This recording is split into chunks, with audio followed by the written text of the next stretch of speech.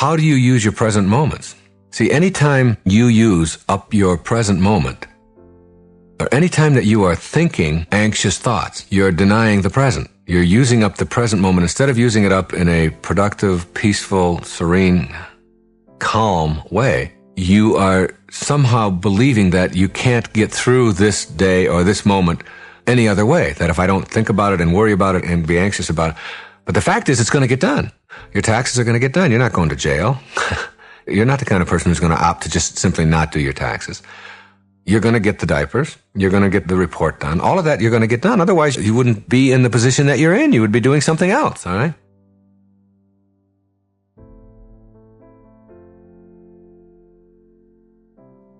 Worry is using up the present moment to be immobilized about something that's going to happen. You don't worry about the past. You feel guilty about the past. Guilt is about the past in the present.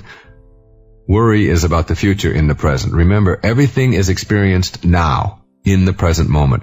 And again, the payoff for worry is, what could I be doing in this moment if I weren't worrying? And then you say, well, my worry is keeping me from doing these things, taking this action, changing this behavior, moving on in a new direction, getting out of that relationship, whatever. Now, people worry about everything.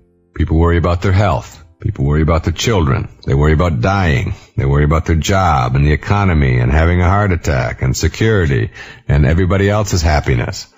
And am I doing the right thing? And the prices and whether the economy is going to collapse and accidents and what if I have one and what do other people think about me and my weight and my money and my car breaking down and my bills and my parents maybe getting sick or getting into heaven or what if there's no God, or the weather, or getting old, or flying, or my daughter's virginity, or talking in front of groups, or going into the city. And even the most neurotic of all is worrying about having nothing to worry about, which I've had people do. I don't have anything to worry about, but then that's what worries me, because I just know that when I don't have anything to worry about, then something's going to go bad, and there they go off again. Now here's the greatest piece of advice that any human being could ever receive. I know that sounds a little bit on the conceited side, but it is the most important advice that you could ever get about worry. Listen carefully. It makes no sense to worry about the things that you have no control over, because if you have no control over them, it makes no sense to worry about them, right? If you have no control over something, getting older or dying or getting into heaven or whatever it may be, then worrying about it isn't going to do you any good. So it makes no sense to worry about the things you have no control over, because if you have no control over them, it makes no sense to worry about them. And it makes no sense to worry about the things that you do have control over, because if you've got control over them, it makes no sense to worry about them. And there goes everything you could ever worry about in your life. If you don't have control, you relax and you flow and you let it go. You just let it go. Worrying about something you have no control over makes absolutely no sense.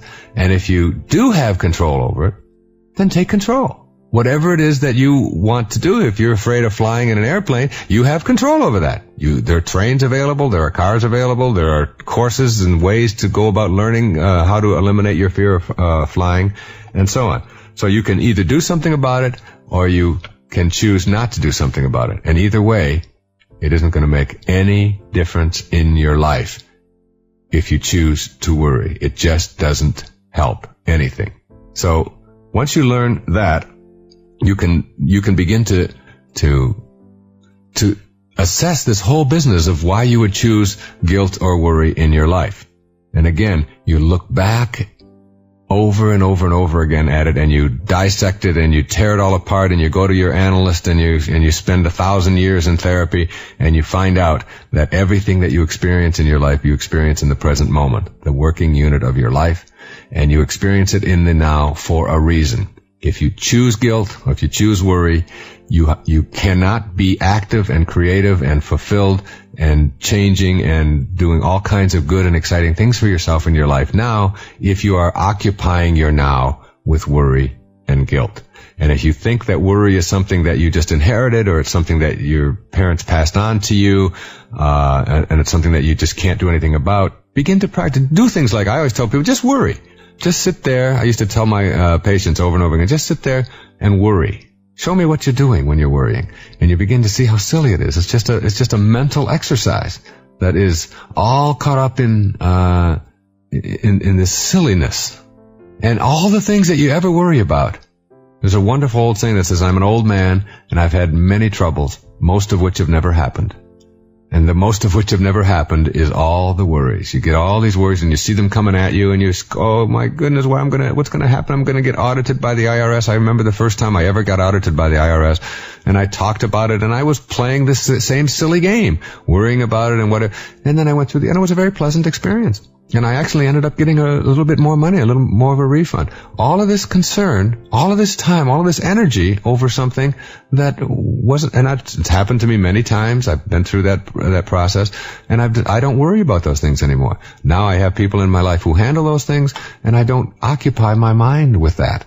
And I do the same thing with my children, and I have 7 beautiful children, and I watch them grow up, and I know that there's all kinds of pitfalls and things out there that can have, but I can't keep my eye on every one of my children all day long when they're in school or when they're in their jobs or when they're in their relationships or whatever. I simply can't do that. So I have the choice. Am I going to sit around all day long and worry about each one of those children and whether or not they're going to be in any danger?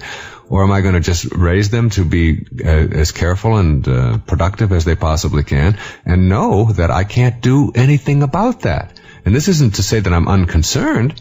It is to say that I refuse to use my life filling it up with worry over things that I can't do anything about. I just can't go that way. And you don't have to either.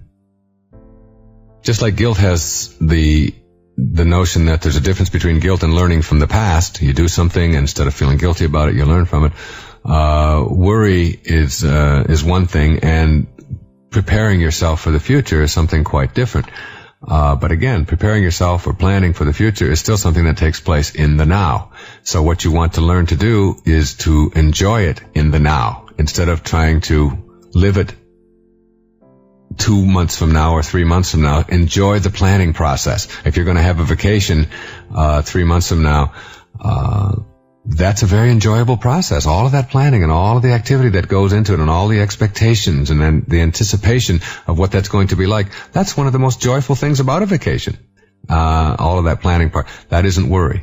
Worry is when you are immobilized. The key word to define an erroneous zone is, does it immobilize me in the present? And if the answer is yes, then it's something I want to get rid of.